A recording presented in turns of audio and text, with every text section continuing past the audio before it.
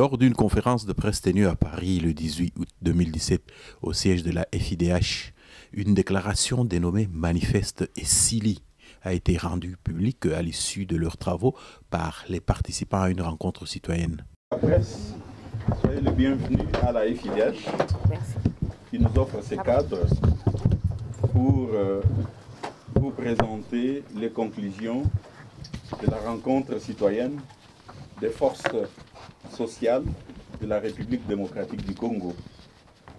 Chers amis congolais, ici représentés, soyez également le bienvenu au siège de la FIDH. La FIDH est une organisation internationale des droits de l'homme qui soutient les causes nobles de lutte pour la démocratie, les droits de l'homme et la cause, si vous voulez, des principes et des valeurs des dignités humaines.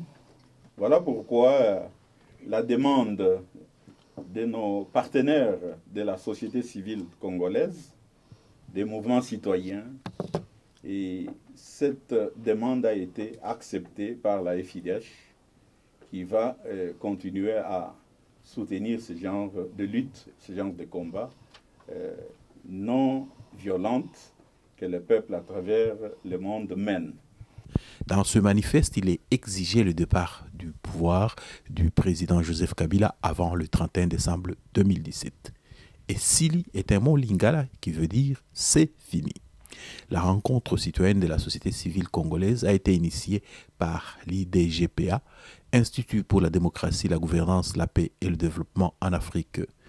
Et elle avait comme thème mobilisation citoyenne pour le retour à l'ordre constitutionnel à RD Congo.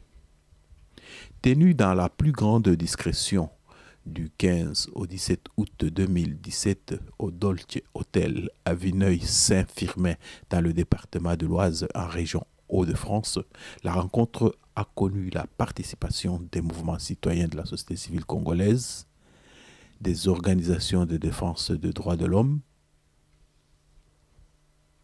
des organisations spécialisées dans l'observation des processus électoraux, des journalistes congolais venus pour la plupart du Congo et certains de la diaspora, des délégués de la CENCO, Conférence épiscopale nationale congolaise, des personnalités congolaises et de différents secteurs. Ci-après, l'intégralité de ce manifeste.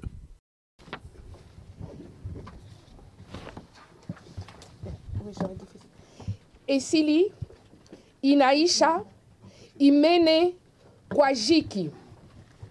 Manifeste du citoyen congolais.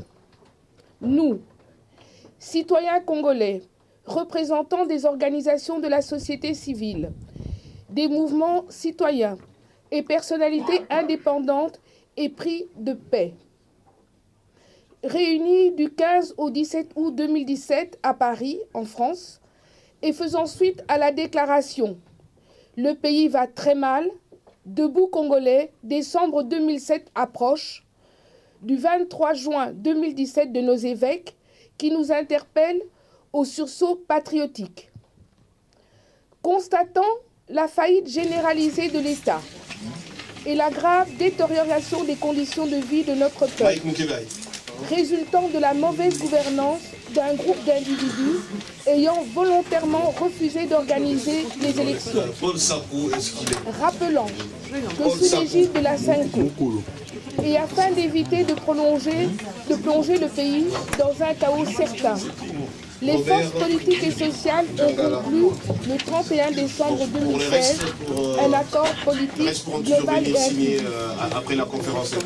Dès lors que le peuple exigeait l'alternance dans les délais constitutionnels et malgré son refus de tout autre arrangement contraire à son droit légitime, l'accord du 31 décembre 2016 a été toléré pour autant qu'un nouveau président soit élu avant le 31 décembre 2017.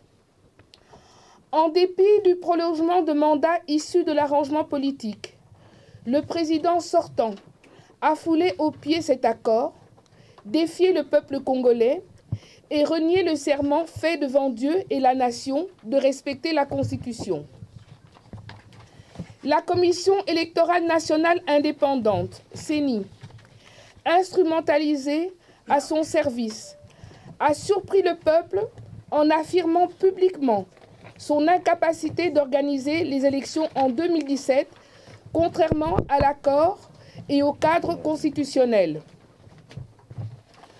Ainsi, sont créées des zones d'insécurité et suscité des tragédies meurtrières à travers le pays, notamment dans les provinces des Kivu, du Congo central, des Kasaï, de l'Ituri et de la ville-province de Kinshasa, dans le but de décréter indûment l'état d'urgence et de retarder l'organisation des élections prévues par la Constitution. Sous le régime en place, la terreur est devenue un mode de gouvernance qui empêche le peuple congolais de revendiquer ses droits. Les cours et tribunaux sont soumis et instrumentalisés. Les exécutions extrajudiciaires se multiplient. Les fosses communes se remplissent à travers le pays. L'accès aux médias et aux réseaux sociaux est restreint. Et la nouvelle économie numérique est mise en danger. Il s'ensuit une répression systématique et violente de toute expression des libertés et droits fondamentaux, à l'encontre des activistes des droits humains, des journalistes, des membres des mouvements citoyens et des membres des partis politiques de l'opposition. Il en résulte que M. Joseph Kabila s'impose à la tête de l'État par la violence des armes et la corruption financière dans le but d'asseoir durablement son régime de prédation, de paupérisation et de pillage des ressources du pays à son bénéfice personnel, celui de sa famille, de ses courtisans et de ses alliés étrangers tant en Afrique qu'à travers le monde. En conséquence, nous, citoyens congolais, nous fondons sur le 4e paragraphe du préambule de la Déclaration universelle des droits de l'homme, qui dispose que « Il est essentiel que les droits de l'homme soient protégés par un régime de droit pour que l'homme ne soit pas contraint en suprême recours à les révoltes contre la tyrannie et l'oppression. » Déclarons que le président Joseph Kabila, dont le dernier mandat constitutionnel a expiré le 19 décembre 2016, exerce le pouvoir en violation manifeste de la Constitution de la République démocratique du Congo et est passible de l'infraction de haute trahison conformément à l'article 165 alinéa 1er. Appelons le peuple congolais à user de son devoir sacré de faire échec avec des moyens pacifiques et non violents à la tentative du président Joseph Kabila de se maintenir au pouvoir au-delà du 31 décembre 2017 en application de l'article 64 de la Constitution.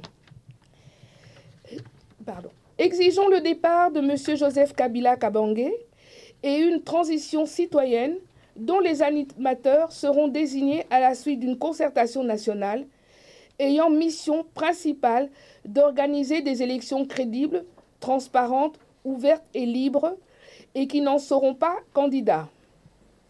Cette transition sera propice à doter la RD Congo, notre pays, d'un nouveau système de gouvernance basé sur une justice indépendante, des services de sécurité protégeant les citoyens, assurant l'exercice effectif des libertés constitutionnelles, garantissant une gestion transparente et équitable de toutes les ressources nationales, des institutions fortes et démocratiques, mettant les intérêts des citoyens congolais au centre de tout projet politique. Exigeons la libération immédiate et sans condition des prisonniers politiques et d'opinion, ainsi que la réouverture des médias fermés.